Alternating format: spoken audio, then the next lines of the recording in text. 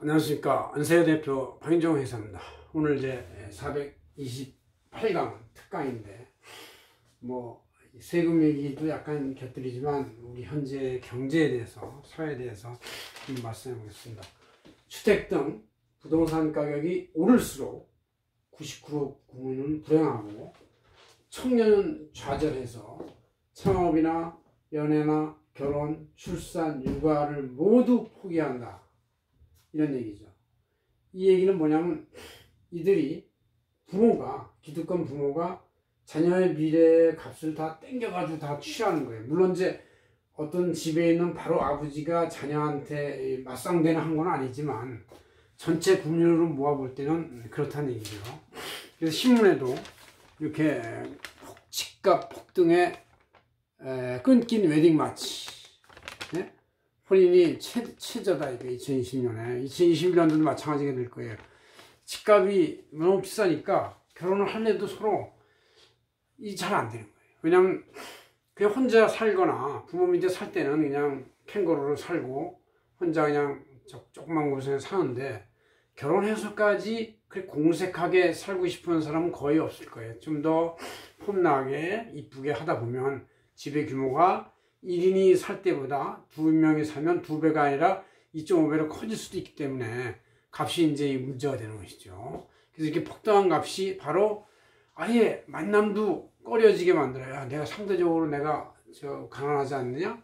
아니면 이제 이런 생각 때문에 서로 또 결혼을 하려면 상대방한테 잘 해줘야 되는데 내가 그럴 능력이 있을까? 또 자녀가 또 나오면 내가 이 자녀를 훌륭히 잘 키울 수 있을까? 이런 두려움이 요새 젊은 사람들의 머리를 확 지배하고 있는 그런 시대다. 이런 얘기죠. 그래서 집값 폭등은 절대 죄악이다. 이렇게 생각을 해요. 그래서 이걸 어떻게든지 막아야 되는데 자꾸 부동산 정책 담당자들이나 국가가 중앙정부나 지방정부가 뭔가 실수를 하는지 아니면 그 국민의 민심을 모르는지 통계를 잘 못 잡는지 자꾸 이상하게 하다 보니까 조금씩 올라가가지고 지금은 도저히 언터처블, 손을 댈 수가 없는 값이 돼 있어요. 그래서 이제 거래는 많이 급감했지만 그래도 가끔가다 거래가 그 값에 또 되고 있다는 게 지금 국민들 마음에는 아주 애간장이 끓어오르는 그런 시대가 현재 돼 있다. 이것을 한번 세금과 이런 여러 가지 측면에서 한번 비교해 보겠다. 그런 얘기죠. 자, 모두 불행하다.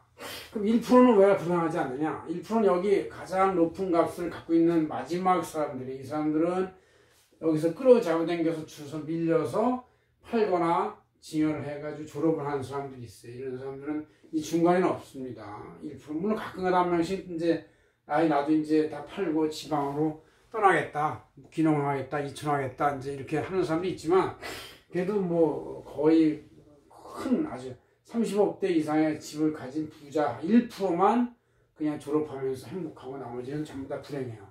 왜 불행하냐? 다 같이 값이 올라버렸으니까 어떻게 이사 갈 수가 없어요. 이사 갈 때일수록 이사 가려면 보통 이제 우리가 좀 더 큰 데로 간다고 봐야 되잖아요.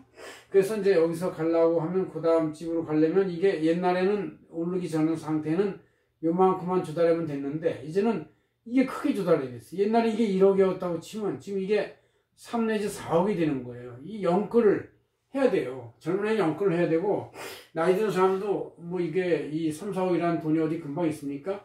부채를 조달하거나 전세를 차익 거래를 해야 된다. 이런 얘기고. 그럼 중견주택이 있는 분도 마찬가지. 전에는 이만큼만 조달하면 됐는데 이제는 큰 금액을 조달해야 된다는 얘기고. 소형주택에 있던 사람들도 이게 이제 이 값이 이게 애초에 시도관가고 기존의 일부 상승에 최근 상승 차액 이렇게 이제 얘기할 수 있어요. 그래서 이제 이렇게 되는 건데 최근에 상승을 다 각 구간 집의 규모마다 다 상승을 해가지고 이게 이제 이 소형주택에 있는 사람도 중형으로 가려면 전에는 이만큼만 조달하면 됐는데 이제는 여기서부터 값 차이가 이게 이제 확실히 올라버렸으니까 큰 금액을 조달해야 돼. 연끌을 해야 돼. 비트를 해야 돼요. 이 거래 부진이 되고 이 사람 못 가는 문제가 생기고 이렇게 돼서 전 국민이 그래서 대부분 다 가난해진 거야. 왜? 평가액은 올랐다 하더라도 그건 현금도 아니고 월급을 벌어가지고 한 샐러리 월급도 아니고 그냥 다들 이렇게 거품에 쭉 올라가 있는 거예요. 거품에만. 그러니까 내가 저쪽에 갈라다 보니까 그건 거품이 더 커. 그럼 더 많이 돈을 내야 돼. 전에는 그게 조금만 돼도 이제 이게 샀었는데 이제는 더 큰 돈을 내야 되기 때문에 그래서 전 국민의 가계부채가 2,000조 원, 뭐 1,500조 원, 뭐 말이 안 되는 숫자로 올라가서 이게 지금 국가부채도 엄청나고 가계부채도 엄청나서 우리 경제가 이게 과연 버틸 수 있을까 이런 걱정이 들 정도로 심각한 수준에 이르렀다는 얘기죠. 그래서 이 부동산, 주택, 이 폭돈 정말 이건 미래 세대의 돈을 다 땡겨가지고 현재 세대가 기득권 세대가 가져가는 범죄 뭐 칼만 안 들었지. 그 경제적으로 5억 10억을 갖다 뺏어가는 거니까 5억 10억이면 어떻습니까? 연봉 3천만 원인 분이 한 30년을 안 쓰고 모아야 나올 수 있는 돈이기 때문에 이건 이제 정말 불가능한 그런 시대에 도래한 것이다 하는 얘기죠. 그래서 이렇게 아예 인생에 가장 중요한 게 뭡니까? 결혼. 젊은 사람도 연애를 해야 되고 이게 육아. 이걸 포기해서 국가의 인원 이제 국민 수도 이제 점점 올해부터 사망자 수가 더 많고 탄생자 수는 워낙에 적어가지고 마이너스가 되기 시작했다는 거 아니에요. 그래서 몇백만, 1, 2년 몇백만만 지나면 한국 인구가 이제 2, 3천만으로 반으로 확 줄 수 있는 그런 위험한 위기에 초래되어 있다. 그래서 이거를 빨리 어떻게 역전을 시키려면은 이거를 안정시키는 게 제일 중요해요. 물론 일자리 창출도 중요하고 다 중요하지만 부동산 값이 일자리의 그 소득보다 30년배, 20배, 30배 이렇게 뽑아가니까 이것은 위험한 일이 되고 있다. 그래서 이렇게 값이 오르는 것은 1% 사람만 좋지 나머지 중간에 있는 사람들은 전부 다 불행하다. 전 국민 대부분이 상대적으로 가난하다 이게. 거품으로 올라가 있는 값이 올라간 지 있으면 뭐예요? 어차피 움직이려면 돈 더 많이 내야 되고 이사 비용이 더 많이 들어서 이사를 못 가고 또 살 수도 없고 이렇게 되는 것이죠. 자, 그렇지만 세금은 어떠냐? 이거는 그냥 매년 내는 거예요, 현금으로. 이거는 이 부동산 값이 큰 거에서 올라갈수록 모든 세율은 다 누진세율로 올라가니까 거의 다 냅니다. 한번 따져봅시다. 취득세부터. 취득세는 이제 주택의 경우는 한 채, 1세대 1주택만 해당이 돼요. 한 주택 6억까지 1%, 6억부터 9억까지 1 내지 3% 사이의 부담법으로 쭉 적용하고 9억 이상이면 3%고 일반 부동산 4%예요. 여기에 뭐 지방 교육세 붙고 뭐 하면 보통 5%급 됩니다. 이게. 게다가 여기에 이제 2주택이 되면 이거 다 무시하고 그냥 8%가 돼버리는 거예요. 3주택이 되면 12% 돼요. 그러니까 이제 이렇게 2주택이나 3주택한테 8%, 12% 받는 건 뭐 저는 사실 뭐 그냥 그렇다고 봐요. 왜? 집이라는 거 한 채만 이렇게 있으면 되는 것이지 왜 네가 두 채, 세 채를 가져? 말도 안 돼.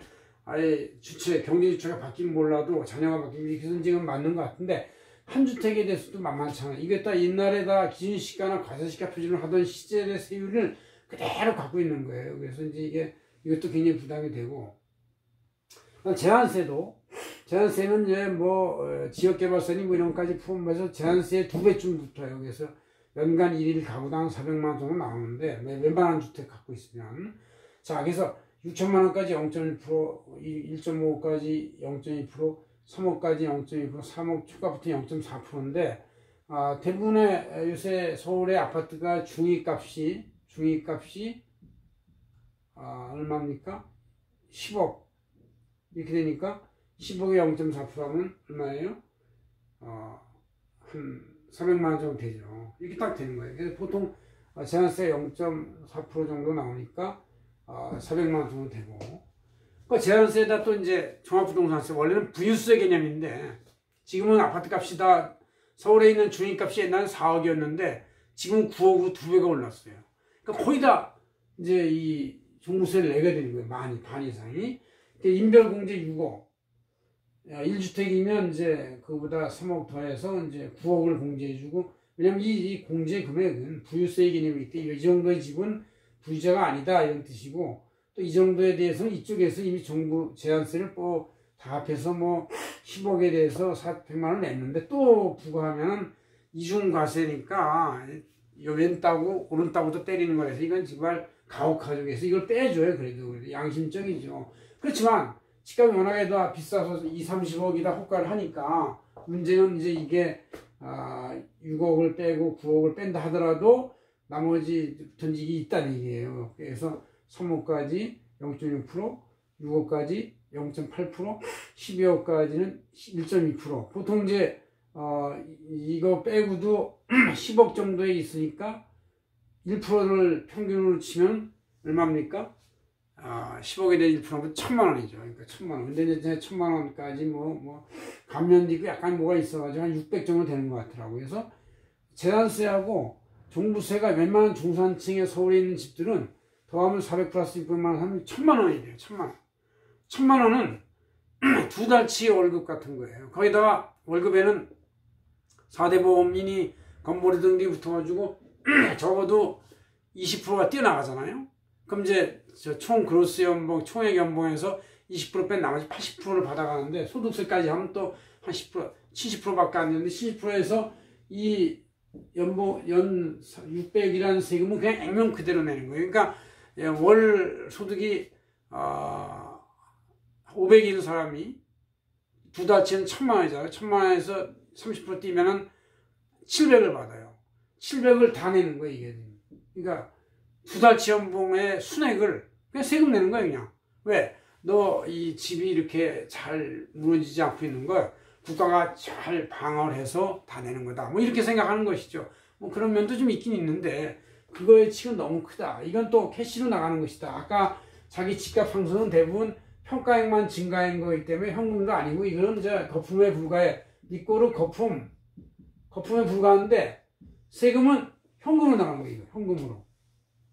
현금으로 연 1,000만 원 정도 나간다. 저도 이렇게 집에 고지서가 딱 나오는 거 보니까 이렇더라고요. 대충 비슷하게 해서 야 이거 뭐 나도 이거 나는 그래도 나이도 먹고 그래도 회사도 운영을 하니까 좀 소득이 좀 있는데도 그런데 이게 월급 받는 사람들은 정말 야 이건 공황 상태에서 계속 그래서 1년 내내 그 고민과 그 고통 속에 사는 것 같아요. 그러다 보니까 어떻게 합니까?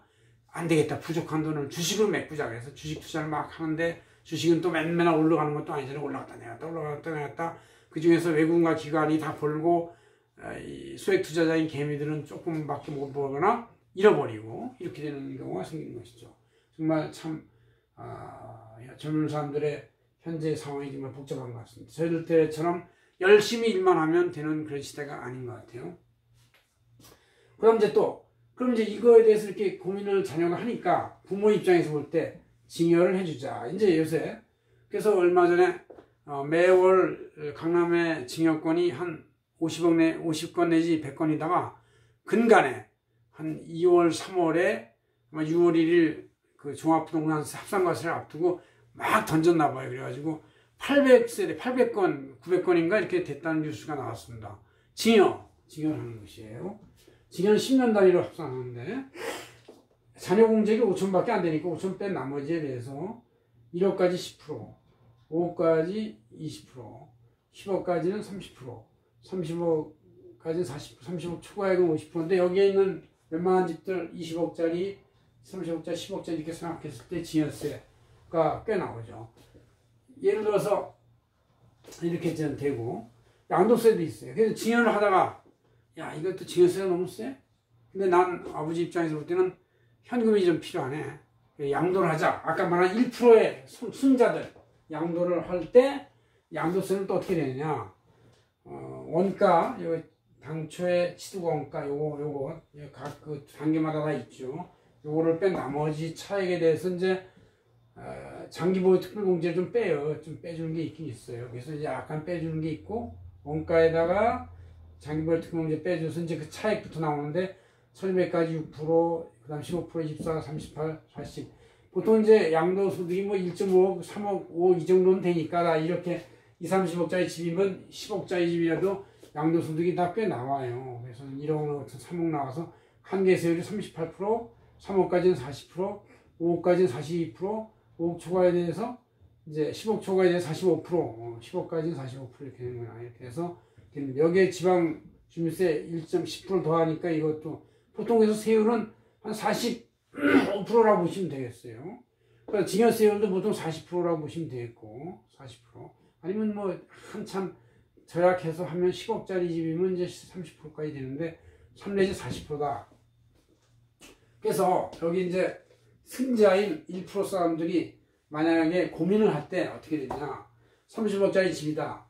야, 이거를 나는 이제 살만큼 살았으니까 거기에 한 가만 필요하다.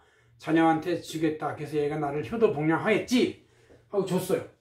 주면 증여세가 10.4억. 30억에 대해 10.4억이에요. 물론 여기에 이제 소유권 이전에 대한 취득세 이런 것도 뭐 한 3% 내지 3% 나가니까 1억 정도 나가죠. 1억 이렇게 나가고 그 다음 이제 이걸 증여세하게 10.4억이나 돼? 그러면 이걸 팔까? 원가는 옛날에 10억이었어요. 옛날에 산 거니까 옛날에 또 분양받은 거라서 10억밖에 안 돼. 양도세는 20억 차이가 나는데 20억에 대한 양도세는 이것저것 다 빼도 9.2억이 돼요. 그럼 이건 비슷해. 양도나 증여나 비슷해요. 근데 양도는 말이죠. 양도하고 나서 양도 잔금이 이제 20억 생길 거 아닙니까? 30억에서 19억을 뺀 나머지가 이제 20억이니까 20억을 나중에 또 자기가 쓰다가 줄 때 6.4억의 증여세가 발생을 해요. 그럼 9.2억에다가 6.4억 하면 15.6억이 돼요. 그래서 양도를 한 다음에 또 다시 다 쓰면 몰라도 다 쓰지 않고 줄 일이 생기면 또 증여세를 내야 되기 때문에 이게 더 큽니다. 그래서 그냥 차라리 증여하는 게 나은 거로 판단이 되는 거예요. 그래서 3월, 2월에 그 증여 건수가 평균 건수보다 10배 이상 폭증을 한 거예요.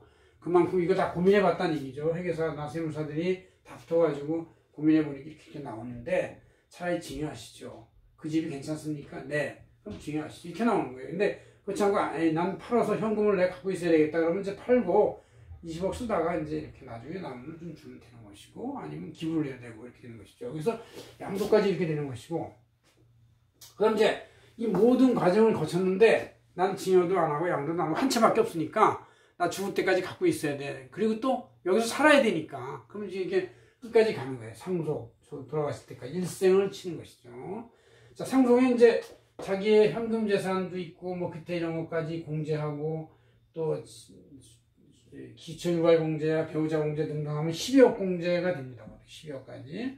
그럼 이 재산 12억까지 거의 공제된다고 치고 나머지 추가 차익에 대해서 1억까지 10%, 5억까지 20%, 10억까지 30%, 35까지 40%, 그 이상 50%. 50%의 세율은 보통 이제, 이재용 같이 삼성그룹에서 보통 내는 세금이고, 웬만한 사람들은 뭐 3, 40%대 왔다 갔다 해요, 상속세도. 증여세도 이제, 3, 40%, 30% 정도 내면 더 이상 내고 쉽지 않아지죠. 더 이상 증여를 안 하고 그냥 꼭 지고 있는 게 나아요. 그냥 증여세 내고, 그냥 쪼그라드는 것보다 그냥 증여 안 하고 가서 투자하고 있다가 나중에 이익 많이 불려가지고 그때 그냥 50% 내는 게 나을 수도 있어요. 그건 뭐 하기 나름인데 이렇게 돼 있고 그래서 보통 증여세도 30%대, 양도세도 3, 40%, 40%대, 상속세도 3, 40%대 이렇게 돼서 아무리 평가증이 올라가도 국가 몫이 중앙정부, 지방정부 몫이 3 내지 40%가 국가 거다. 이런 얘기예요, 이게. 여러분이 아무리 그 개인적으로 자기 명의로 등기부등본 갖고 살고 있다 하더라도 3, 40%는 결국 증여할 때, 양도할 때, 상속 죽을 때 다 결국 국가에 세금을 그만큼 내게 돼 있다. 그래서 국가는 부동산 값이 상승한, 폭증한 거에 대해서 별 걱정을 안 해요. 저거 3, 40% 국가 건데 뭐 지네들이 올라간 거야? 누가 올렸는지도 모르고 뭐 어쨌든 올라갔어, 같이. 이렇게 돼서 정책 실패로 올라간 것도 있고 부동산 꽉 쥐고 있기 때문에 올라간 것도 여러 가지 다 있는 것이죠. 이렇게 되는 거예요, 이게요. 그래서 이렇게 3, 40%가 국가 거고 또 평소에도 연봉에 한 달 내지 두 달치 월급에 재산세나 종부세를 꼬박꼬박 내잖아요. 또 취득세를 냈었잖아요. 그러니까 이렇게 엄청난 세금이니까 이 전체적으로 납세 부담률은 아마 내 느낌에 총 부동산 값의 한 50%가 되지 않을까.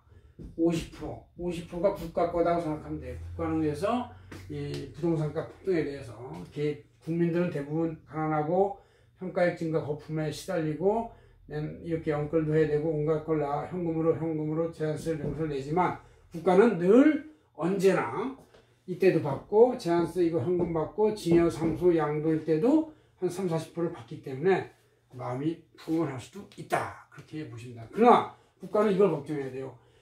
그 세금이 들어와서 그걸로 재난지원금 뿌리는 것까지는 좋은데 이 청년이 좌절해서 창업과 연애와 결혼과 출산 일과를 포기하는 이 문제만은 절대적으로 해결해야 되는 아주 바로 오늘의 문제입니다. 오늘 이 문제 해결 안 하면 점점 10년이건 20년 지날수록 한국의 미래는 암울하고 나중에 한국 국토 땅에는 아예 사람이 없어요. 그럼 누가 와야 돼요? 중국인이와 베트남인이와 누가 와서 채워주지 않으면 한국은 인력 자체를 유지할 수가 없는 아주 낮은 국가로 전락할 가능성이 있다. 이렇게 말씀할 수가 있습니다. 고맙습니다. 안성희 대표 방정희였습니다.